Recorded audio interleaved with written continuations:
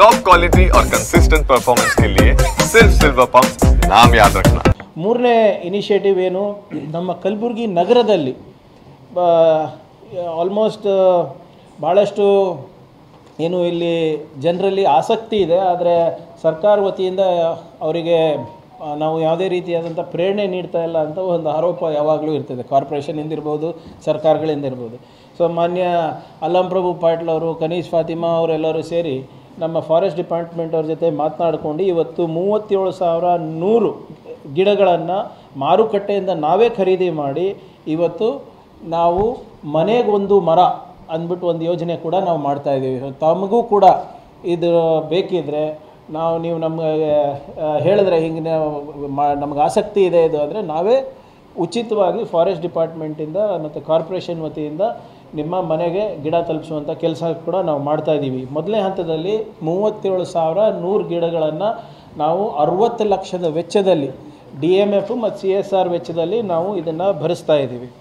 ಮತ್ತು ಭಾಳ ಪ್ರಮುಖವಾದಂಥ ಹಸಿರು ಹೆಜ್ಜೆಯನ್ನು ನಾವು ಏನು ಇಡ್ತಾ ಇದ್ದೀವಿ ಅಂದರೆ ನಮ್ಮ ಉದ್ಯಾನವನಗಳ ಅಭಿವೃದ್ಧಿ. ಭಾಳಷ್ಟು ಜನ ನಮ್ಮ ಹಿರಿಯ ಪತ್ರಕರ್ತರು ಯಾವಾಗಲೂ ಕೂಡ ನಮಗೆ ಬೈತಾ ಇರ್ತಾರೆ ಇದ್ರ ಬಗ್ಗೆ, ನೀವೇನು ಮಾಡ್ತಾ ಇಲ್ಲ ಅಂತ. ಸೊ ಅದಕ್ಕೆ ನಿಮ್ಮ ಬೈಗುಳುಗಳಿಂದ ತಪ್ಪಿಸ್ಕೊಳ್ಳಿಕ್ಕೆ ಈ ಸರಿ ಕೋಟ್ಯಾಂತರ ರೂಪಾಯಿಯನ್ನು ನಾವು ಇದಕ್ಕೆ ಮೀಸಲಿಟ್ಟಿದ್ದೀವಿ.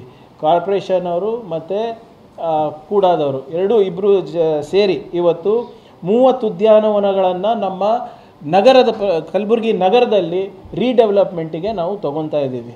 ಆ 30 ಉದ್ಯಾನವನಗಳ ಲಿಸ್ಟನ್ನು ಕೂಡ ನಾವು ನಿಮಗೆ ಕೊಡ್ತೀವಿ. ಇದರಲ್ಲಿ KKRDB ಇರ್ಬೋದು, ನಮ್ಮ ಕಾರ್ಪೊರೇಷನ್ ಇರ್ಬೋದು ಮತ್ತು GDA ಇರ್ಬೋದು, ಇವರೆಲ್ಲರೂ ಸೇರಿ ನಾವು ಜಂಟಿಯಾಗಿ ಪ್ಲ್ಯಾನಿಂಗನ್ನು ಮಾಡ್ತಾಯಿದ್ದೀವಿ. ಸುಮ್ಮನೆ ಕಾಟಾಚಾರಕ್ಕಲ್ಲ, ನಾವು ಎಕ್ಸ್ಪರ್ಟ್ಸನ್ನು ಕರೆಸಿದ್ದೇವೆ. ನಾವು BBMPನಲ್ಲಿ ಯಾರು ಎಕ್ಸ್ಪರ್ಟ್ಸ್ ಸಲಹೆಗಾರಿರ್ತಾರೆ ಅಥವಾ ಖಾಸಗಿನಲ್ಲಿ ಯಾವ ಥಿಂಕ್ ಟ್ಯಾಂಕ್ಗಳಿರ್ತವೆ ಅವರನ್ನು ನಾವು ಕರೆಸಿದ್ದೇವೆ. ಮತ್ತು ಯಾವ ಮರ ಎಲ್ಲ ಹಾಕಬೇಕಂತ ಕೂಡ ಫಾರೆಸ್ಟ್ ಡಿಪಾರ್ಟ್ಮೆಂಟಿಂದ ನಗರ ಪ್ರದೇಶದಲ್ಲಿ ಅವ್ರ ಸಲಹೆಯನ್ನು ಪಡೆದು ಕೂಡ ನಾವು ಮಾಡ್ತಾಯಿದ್ದೇವೆ. ಸೊ ಇದನ್ನು ಕೂಡ ಒಂದು ದೊಡ್ಡ ಹೆಜ್ಜೆ ಅಂತ ನನ್ನ ಅಭಿಪ್ರಾಯ ಆಗಿದೆ. ಆಮೇಲೆ ಕೊನೆಯದಾಗಿ 5ನೇ ಇದು ಏನು ಭಾಳ ಪ್ರಮುಖವಾದಂಥ ಹಸಿರು ಹೆಜ್ಜೆ ನಾವು ಇಡ್ತಾ ಇದ್ದೀವಿ ಅಂದರೆ ಕೆರೆಗಳ ಪುನಶ್ಚೇತನ.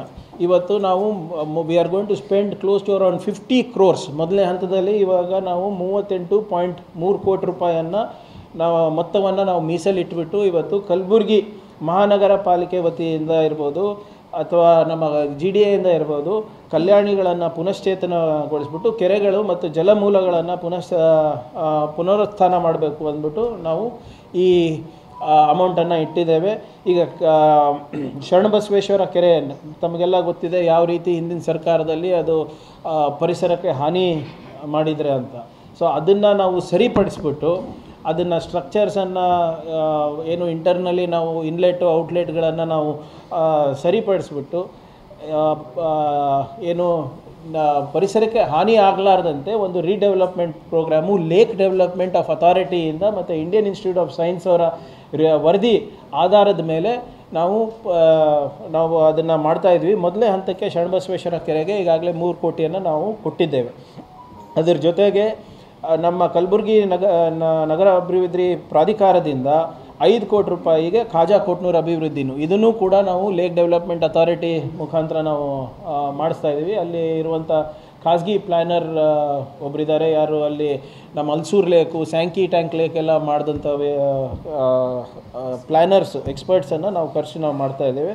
ಮತ್ತು 10 ಕೋಟಿ ಮೊತ್ತದಲ್ಲಿ ಕಪ್ನೂರು ಕಲ್ಯಾಣಿ ಪುನಶ್ಚೇತನ ಕೂಡ ನಮ್ಮ ಮತ್ತು ಅಭಿವೃದ್ಧಿ ಕೂಡ ನಾವು ಮಾಡ್ತಾಯಿದ್ದೀವಿ ಇದೇ ಸಂಸ್ಥೆಗಳ ಮುಖಾಂತರ. ಮತ್ತು ನಮ್ಮ ಬಹಮನಿ ಕೋಟೆಗೆ 19 ಕೋಟಿ ರೂಪಾಯಿ ಖರ್ಚು ಮಾಡಿ ಆ ಮೋಟಲ್ಲಿ ಏನು ಇದು ಇತ್ತು. ಮೊದಲನೇ ಹಂತದಲ್ಲಿ ನಾವು ಹಿಂದೆ ನಮ್ಮ ಭುವನೇಶ್ ಇದ್ದಾಗ ನಾವು ಒಂದು ಪ್ರಾಯೋಗಿಕವಾಗಿ ನಾವು ಮಾಡಿದ್ವಿ.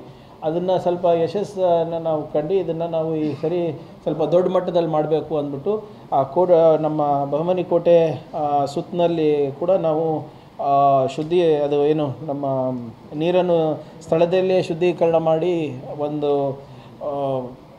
ಪ್ರವಾಸಿ ತಾಣವನ್ನು ಮಾಡಲಿಕ್ಕೆ ಒಂದು ಪ್ರಯತ್ನವನ್ನು ನಾವು ಮಾಡ್ತಾಯಿದ್ದೀವಿ.